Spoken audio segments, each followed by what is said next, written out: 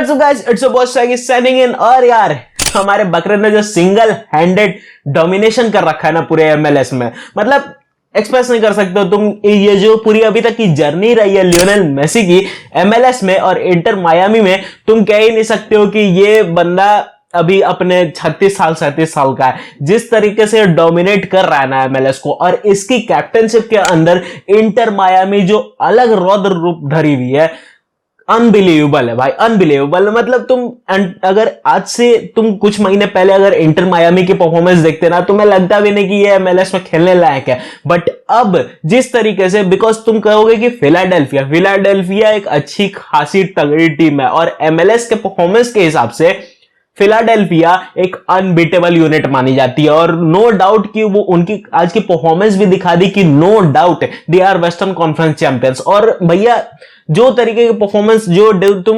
एक European football level में देखते हो ना, वो फिलाडेल्फिया यूनियन में एग्जिस्ट करती है, उस लेवल की यूरोपियन लेवल की फुटबॉल। तो ऐसा नहीं है कि फिलाडेल्फिया को हराना आसान था। बट अगेन हमारा बकरा है यार, हमारा बकरा जादू की छड़ी घुमाएगा, और ऐसा हो नहीं सकता कि कोई टीम एमएलएस में इंटर मायामी से टकरा जाए। अभी तो एट दिस पॉइंट कोई टीम ही नहीं एग्जिस्ट करती है जो इंटर मायामी से टकराने का लेवल रखे। क्योंकि जिस तरीके से मेसी हमारा छोटा भैया, हमारा बकरा जिस तरीके से करता है ना डोमिनेट, और भाई जो शॉट था मजे मजे में ले लिया वो शॉट। मेसी सीरियस भी नहीं था उस शॉट के लिए भाई, उसने मजे मजे में ले लिया। जो 30-35 यार्ड से उसने एक मतलब टिका कर जो मारा है, कोई चांस ही नहीं था रोकने का, बिकॉज गोलकीपर अलग ही भाषण में चल रहा था अपना, उसको कोई चांस ही नहीं था रोकने का। और इतनी परफेक्ट शॉट, ऑफ कोर्स तुमने तो इस चीज को बचपन से ही विटनेस करा है, बट एमएलएस वालों के लिए ये जो नई चीज है ना, ये जो नया एक अलग तरीके का out of this world performance देखने को मिल रहा है उन्हें, डेफिनेटली वो भी एंजॉय कर रहे हैं। और हमारा बकरा तो एंजॉय कर ही रहा है भाई, सिंगल हैंडेड डोमिनेशन। और इंटर मायामी भाई, एक चीज तो मैं मानूंगा कि इंटर मायामी अब परफॉर्मेंस अच्छा देना शुरू कर दिया है इन्होंने। बिकॉज तुम अब, पहले तो एक चीज था कि इनके ऊपर कॉन्फिडेंस नहीं दिखता था, but after joining of Lionel Messi, Jordi Alba और सर्जियो बस्केट्स, इनमें सबसे बड़ी जो चीज पता है क्या दिख रही है? कॉन्फिडेंस। इनमें अब दिख रहा है कि हाँ, वो लड़ने का पैशन अब है, और डोमिनेट करने का पैशन है, लड़ने का भी नहीं। और टाटा मार्टिनो ने एक्चुअली इस टीम को चेंज कर दिया है। लियोनेल मेसी इफेक्ट बहुत जोर से लगा है। और खासकर मैं स्पेशल तारीफ करूंगा इंटर मायामी के गोलकीपर की भाई, अलग लेवल बॉक्स में प्रेजेंस, अलग लेवल डोमिनेशन, जो शॉट्स रोके हैं उसने मजा आ गया कसम से। और फिलाडेल्फिया का भी बहुत सारे शॉट्स ऐसे लग रहे थे, उनके पास भी बहुत अच्छे चांसेस थे। फिलाडेल्फिया एक्चुअली काउंटर अटैक अच्छा कर रही थी, वो गोल मार सकते थे अगर वो चांसेस कन्वर्ट कर देते। ये हो सकता था शायद तुम्हें 4-2 या 4-3 या हो सकता था 4-4 भी जाए, बट अगेन फिलाडेल्फिया नहीं कर पाई, एंड उन सारे चांसेस को वो कन्वर्ट नहीं कर पाए, इसलिए ये 4-1 पर ही आकर टिका है। बिकॉज फिलाडेल्फिया एक अच्छी टीम है, और ऐसे में इंटर मायामी ने सिंगल हैंडेड जो डोमिनेशन करा है, चाहे वो पूरी टीम की बात करो, पूरी टीम अब एक यूनिट बन के खेल रही है, जो कि सबसे अच्छी बात है। एंड उनको पता है कि क्या करना है, उनके परफॉर्मेंसेस में भी अब दिख रहा है कि उन्हें पता है क्या करना है। And definitely this is a change for inter Miami. अब यहां से उनकी किस्मत जो अभी तक गर्दिश में चल रही थी, वो अब यहां से चेंज होगी। और अब मुझे नहीं लगता कि फाइनल में भी कोई टीम हरा सकती है। तो मेरी मान के चलो, इंटर मायामी इस बार लीग्स कप जीत रही है। जिस लीग्स कप में वो कभी क्वालिफाई भी नहीं कर पाते थे, वो लीग कप अब पहली बार इंटर मायामी उठाएगी। थैंक्स फॉर छोड़े भैया हमारा बकरा लियोनेल मेसी। खैर, इस मैच को लेकर तुम्हारा क्या मानना है? Do let me know in the comment section. और यार इसी के साथ अपन आते हैं आज के सेकंड अपडेट पर, जो कि है हैरी मैग्वायर और मैनचेस्टर यूनाइटेड को लेकर। और पता है क्या, अभी मुझे खुन्नस आ रहा है मैनचेस्टर यूनाइटेड पर कि आप एक छोटा सा लिटिल बिट मुद्दा नहीं सुलझा सकते हैं, जिसके कारण एक प्लेयर जो आपको छोड़कर जाना चाहता है, आप खुद चाहते थे कि उसको निकाल दिया जाए, वो अब आपके साथ रुकेगा। हैरी मैग्वायर मैनचेस्टर यूनाइटेड नहीं छोड़कर जाएगा। जो वेस्ट हैम से जो डील थी वो ऑफ हो चुकी है। मतलब तुम कह सकते हो कि वेस्ट हैम अब इंटरेस्टेड नहीं है हैरी मैग्वायर को साइन करने में। सोच लो कितनी इरिटेटिंग बात है। खैर, थोड़ा सा अब इस डिटेल की बात कर लेते हैं कि क्यों आखिर डील ऑफ हुई। तो सबसे पहले तुम्हें ऑलरेडी पता है कि हैरी मैग्वायर की डील हो चुकी थी, 30 मिलियन की टोटल वेस्ट हैम ने डील बनाई थी, एंड जो पर्सनल टर्म्स थे वो एग्रीड हो चुके थे हैरी मैग्वायर से।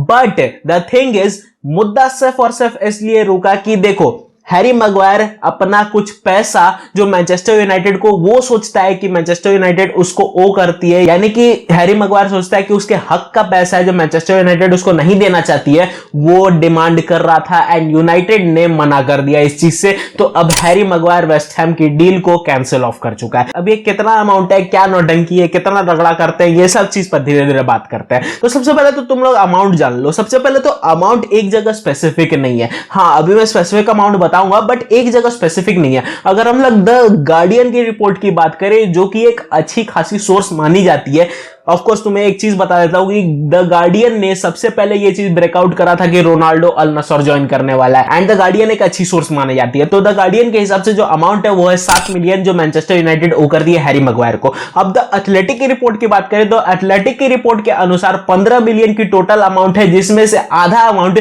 यूनाइटेड देने को तैयार भी हो गई थी, बट अगेन हैरी मैग्वायर ने उस चीज को मना कर दिया, क्योंकि आधा अमाउंट 6 मिलियन कुछ के आसपास था, तो इसलिए हैरी मैग्वायर ने उस चीज को मना कर दिया।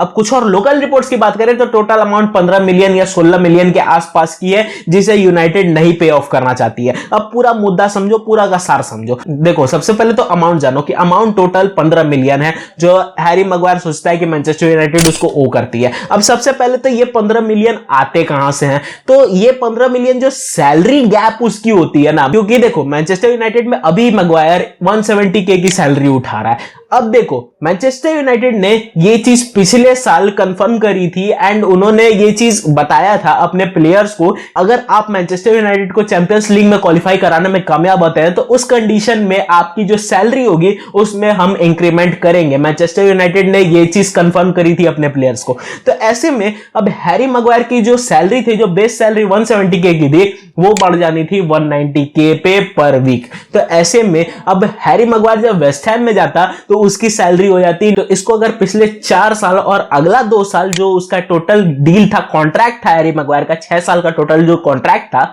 उस कॉन्ट्रैक्ट में अगर मल्टीप्लाई करेंगे तो ये अमाउंट जो टोटल होता है, ये जो डेफिसिट अमाउंट है, इसको अगर तुम 6 साल से मल्टीप्लाई करोगे तो ये कुछ अमाउंट बैठता है 15 मिलियन के आसपास का। तो हैरी मैग्वायर सोचता है कि ये जो सैलरी इंक्रीमेंट है, ये जो सैलरी बढ़ानी थी आपको, जो आपने कही है, जो आपने बताई थी कि हाँ भैया हम सैलरी बढ़ाएंगे, वो इंक्रीमेंट मुझे दे दो, मैं मैनचेस्टर यूनाइटेड छोड़कर वेस्ट हैम चला जाऊंगा। तो ऐसे में यूनाइटेड ने ये पैसा देने से मना कर दिया। अब देखो, दोनों ही पार्टी अपने अपने जगह पर सही है।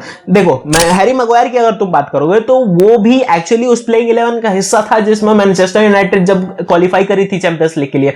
बट ये मैनचेस्टर यूनाइटेड की तरफ से भी सही है कि 15 मिलियन एक्चुअली वो नहीं दे सकते, बिकॉज मैनचेस्टर यूनाइटेड ने ये चीज बोला था कि जब क्वालिफाई हो जाएगी उसके बाद अगले साल से मिलेगी। तो इस साल हैरी मैग्वायर खेल ही नहीं रहा है, तो फिर देने की कोई सेंस ही नहीं बनती। तो ऐसे में मैनचेस्टर यूनाइटेड और हैरी मैग्वायर दोनों ही अपने अपने पॉइंट पर सही हैं। तो हैरी मैग्वायर को यह पैसा देने से मना हो गया, तो इसलिए अब वेस्ट हैम की जो डील है वो अब कॉल ऑफ कर दी जा चुकी है एंड हैरी मैग्वायर इस सीजन मैनचेस्टर यूनाइटेड में ही रुकेगा। अब ये हैरी मैग्वायर के लिए दिक्कत होगी, बिकॉज मैनचेस्टर यूनाइटेड में डेफिनेटली उसे प्लेइंग टाइम तो नहीं मिलने वाला है, ये चीज तो एरिक टेन हाग ने कंफर्म कर दी है। एंड उसकी जो नेशनल टीम में पोजीशन है वो भी अब खतरे में है, क्योंकि गैरेथ साउथगेट ने पहले ही बोल दिया था कि अगर तुम्हें सही से प्ले टाइम में नहीं मिलेगा तो इंग्लैंड की प्लेइंग टीम में आप अपनी जगह नहीं बना सकते। तो अब ये हैरी मैग्वायर के लिए एक डेफिनेटली गलत सिचुएशन है। खैर, इसी के साथ अपन आते हैं इसकी थर्ड अपडेट पर, जो कि है केपा को लेकर। और केपा अरिजाबलागा फाइनली मैड्रिड के प्लेयर हो चुके हैं। देखो, मैड्रिड ने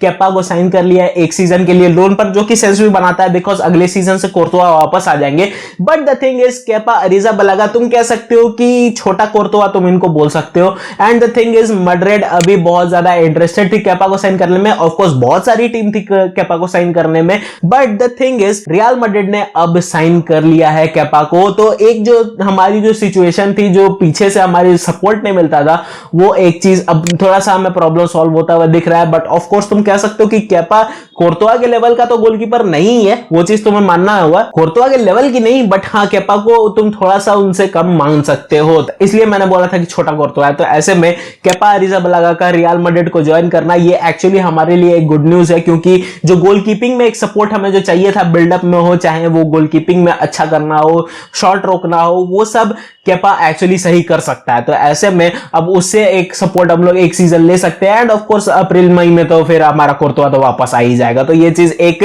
गुड न्यूज हुई रियल मैड्रिड के लिए। और ये एक साइनिंग को तुम कितना रेट करते हो 10 में से, मुझे कमेंट सेक्शन में जरूर बताना। खैर इसी के साथ अपन आते हैं इसके फिफ्थ रेट पर, जो कि है एम्बापे को लेकर। और यार पर्सनली मैं तुमसे कहूं ना, एम्बापे की जो पूरी कहानी है उसको करते करते मैं पक चुका हूं। उसको सीरियसली मैं बता रहा हूं, उसको कवर करते करते मेरा दिमाग फट चुका है। बिकॉज कोई रीजन नहीं है, कोई सेंस नहीं बना रहा है। अब हर एक चीजें जो कॉन्ट्रैक्ट है ना वो अब सेंस भी नहीं बना रही है। एम्बापे ने एक्चुअली पीएसजी से कॉन्ट्रैक्ट रिन्यूअल करने से मना कर दिया है एंड उसने कल ही मना कर दिया था, बट कल चीजें कंफर्म नहीं थी तो इसलिए मैंने कल के वीडियो में कवर नहीं करा था। बट आज ये चीज कंफर्म हो चुकी है कि एम्बापे ने पीएसजी के साथ कोई भी जो कॉन्ट्रैक्ट एक्सटेंशन है वो नहीं साइन करा है, बिकॉज लेकअप ने ये चीज कह दिया है। तो ऐसे में अब पीएसजी जो है वो ये चाहती थी कि एम्बापे भले ही फ्री में छोड़कर चला जाए, बट अपना जो बोनस है, इतना जो सैलरी बोनस है, जो टोटल 80-90 मिलियन का जो टोटल सैलरी बोनस बनता था, वो एटलीस्ट छोड़ दे एम्बापे। तो एम्बापे ने ये चीज अब एक्सेप्ट कर ली है कि अगले सीजन